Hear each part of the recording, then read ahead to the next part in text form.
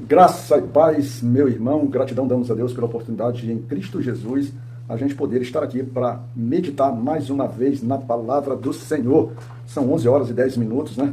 Saí de serviço, cansado, então não deu para fazer a meditação no nosso horário habitual, porque como a gente está em serviço, a gente acaba, vamos dizer assim, nas nossas atribuições e responsabilidades, então a gente não consegue parar para fazer uma meditação de uma forma profunda e uma forma curada, e uma forma como necessariamente possa nos ligar ao Senhor, né? A ideia é que a gente se ligue ao Senhor, então a profundidade ela é importante. Então a gente esperou sair, estamos em casa, estou em casa agora, já daqui a pouco já vou ter que sair novamente para o serviço, né? Porque é assim, a gente sai, mas já tem que retornar para o serviço para cumprir o expediente até as 5 da tarde. Mas é essa a rotina que Deus nos deu agora, e a gente agradece por isso, não estamos reclamando, pelo contrário, damos gratidão a Deus pela oportunidade, pela vamos dizer assim, pela dádiva de poder viver a experiência de cada dia e cada missão que nos é dada, tá certo? E dentro dessas atribuições e missões, dentro daquilo que é importante, a palavra do Senhor, que é meditar nela e compartilhar com você, meu irmão, para mim é uma preciosidade da vida. Hoje, dia 18 de dezembro de 2024, né, iremos meditar na palavra do Senhor no primeiro livro de Reis, capítulo 19. E o versículo base que nós utilizaremos como suporte para a nossa meditação é o versículo 4. E nele está escrito: E ele se foi ao deserto, caminho de um dia, e veio e se assentou debaixo de um zimbro, e pediu em seu ânimo a morte, e disse: Já basta, ó Senhor, toma agora a minha vida, pois não sou melhor do que meus pais. Irmãos, nós temos aqui um cenário desolador, um cenário de alguém que está amedrontado, um cenário de alguém que em um momento, por uma situação específica da vida, se sentiu em completo desamparado, completamente desesperançoso. E o interessante é que aqui ele está tão desesperançoso, mas ele está demonstrando a sua desesperança, mas o interessante é que ele vai buscar uma resposta em Deus, só que a resposta que ele pede é a morte, ele quer a morte. E aí me vem à mente, me vem ao meu coração, quantas vezes a gente pede para o Senhor alguma coisa e ele não nos responde, né? Pelo menos no nosso íntimo a gente não consegue olhar, vamos dizer assim, a realização daquilo que pedimos, ou espiritualmente a gente também não consegue chegar àquilo que pedimos, se foi dado ou não dado. A sensação que tem é do abandono, ou do esquecimento, ou do, vamos dizer assim, da negativa do Senhor. E por vezes o Senhor nega. Aqui tem um caso típico de alguém que ora ao Senhor, que pede ao Senhor algo e o Senhor não dá.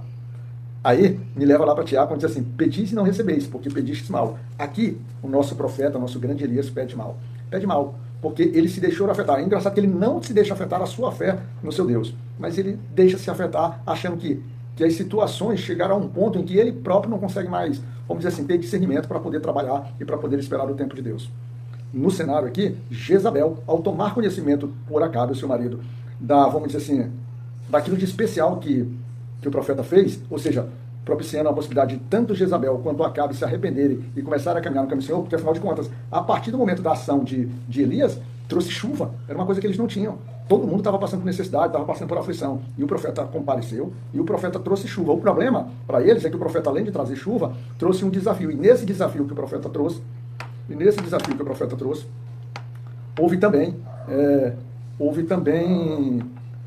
uma perda para eles, que foi a perda dos seus sacerdotes, dos seus profetas, que o profeta Elias provou por A mais B que o único Deus verdadeiramente, vamos dizer assim, capaz de ser adorado e que deveria ser dirigida a sua adoração, era o Deus de Elias, era o nosso Senhor.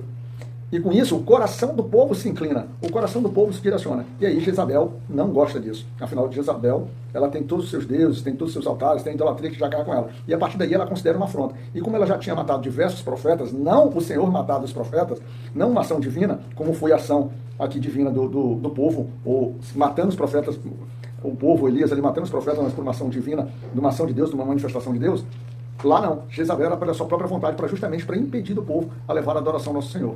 E aí ela jura, ela simplesmente, ela deixa claro que Elias tomará. Quando a gente vai no versículo 2, né? No versículo 2, está escrito assim: Então Jezabel mandou o mensageiro Elias a dizer-lhe: Assim me faça os deuses e outro tanto, se de certo amanhã a estas horas não puser a tua vida como de um deles. O interessante que deixa claro aqui que Jezabel aqui mostra claramente que ela, muito mais do que querer matar a Elias ou tirar a vida de Elias, ela simplesmente quer acabar com a esperança do povo. A esperança do povo, porque a partir do momento que ela desce um banimento em Elias, de uma forma que ela avisa, é como se ela quisesse dar um sinal que diz assim: olha, esse teu Deus não tem poder para te defender.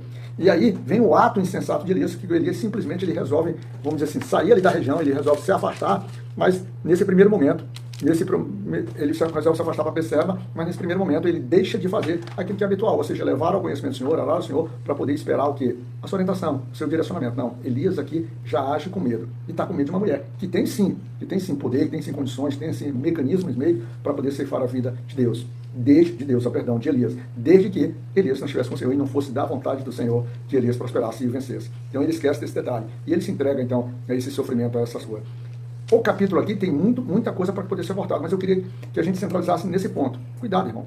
Cuidado aí com os teus desafios da vida, cuidado com os desesperos, com as inquietações, com as coisas que tem te perturbado. Elias aqui, não faltava Elias, manifestações não só para Elias quanto para o povo, manifestações espirituais ou manifestações verdadeiras, evidentes, da presença e da, vamos dizer assim, do relacionamento de Deus com o próprio Elias, não faltava. Mas ainda assim, por algum momento, Elias deixou de observar isso. E aí eu tenho certeza que na tua vida prática você semelhantemente tem isso. Às vezes você é um cristão verdadeiro, às vezes você tem intimidade com Deus, você tem uma vida de devoção diária, você tem um relacionamento sincero, mas por um motivo, por uma falha, ou por uma circunstância específica, você parece esquecer de tudo isso e parece que a partir daí você tem uma falta de fé. Mas o interessante é que nessa história, Deus, ele acaba trabalhando, ele não dá para Elias a morte como Elias pede, ou seja, não atende essa oração, mas Deus resolve dar a Elias, por exemplo, todo um trabalho, todo um renovo, toda uma reestruturação mental, espiritual e psicológica de força para que Elias, ou seja, Deus, ele passa a cuidar de Elias, porque Elias é conduzido a uma caverna e lá, dentro dessa caverna, ao Elias dormir, quando ele acordava, tinha pão e água.